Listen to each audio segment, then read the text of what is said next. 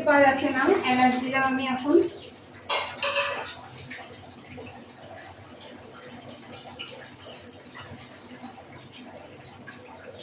কটা গোলমরিচ দেবো।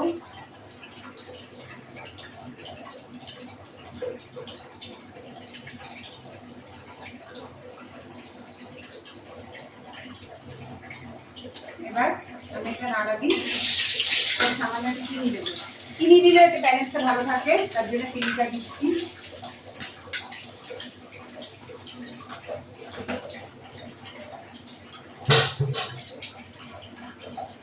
এবার যেমন আমি পেঁয়াজটা দেবো, পেঁয়াজ বাটা দেবো। এই যে পেঁয়াজটা ভেজে নিই, পেঁয়াজটা ভাজিয়ে দিয়েছি। এবার আমি এই পেঁয়াজ বাটাটা দিয়ে দেবো। এরকম বন্ধুরা মাংসের করবো করে রাখবো।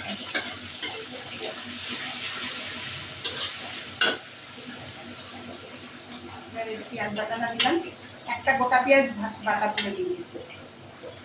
তারপরে একটু রসুন বাটা দেবো, রসুন, আদা, কাঁচা লঙ্কা। এবার দিয়ে থাকি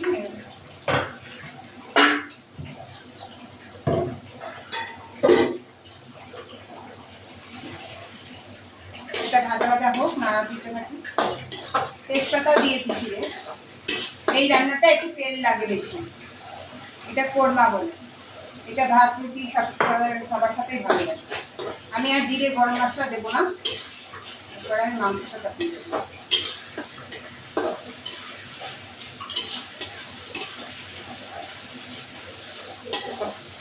ভাজা ভাজা হোক, তারপর আমি মাংসটা দিয়ে দেবো।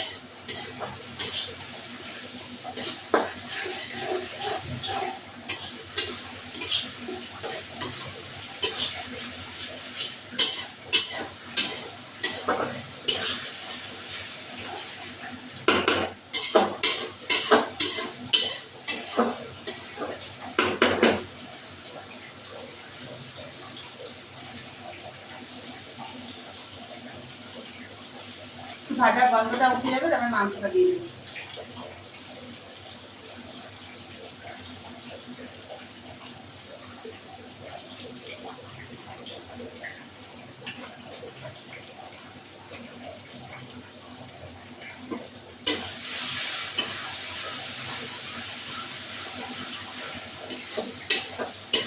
এবার তেলটা উঠে যাওয়ার পর্যন্ত মাংসটা আমি ঢেলে দেবো। এই যে দই, এটা হলো একটু সর্ষের তেল দিয়ে মাখা, আদা রসুন আর হলো লঙ্কা, কাঁচা লঙ্কা বাটা, একটু দই দিয়ে মেখে রেখেছি। এরপরে আমি এটা দিয়ে দিলাম।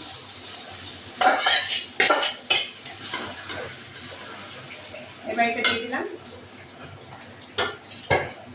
এটা বলতে থাকো। এবার এই মাংসের কোরমাটা তেল উঠে আসছে, গরম মশলা দিলাম।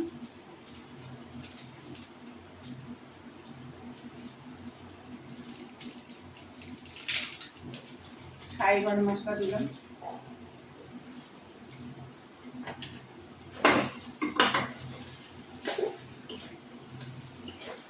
দিয়ে নামিয়ে দেবো।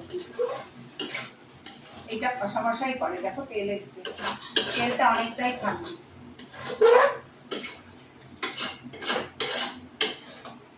এই রান্নাটা শুধু তেলের পরেই হয়, মাংসের কোরমা।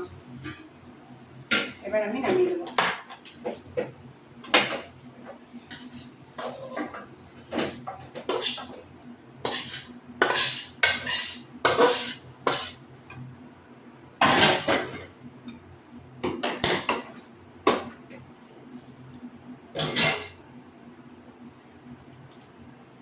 এই দেখো মাংসের কোরমা কেমন হয়েছে তোমরা বলবে বন্ধুরা।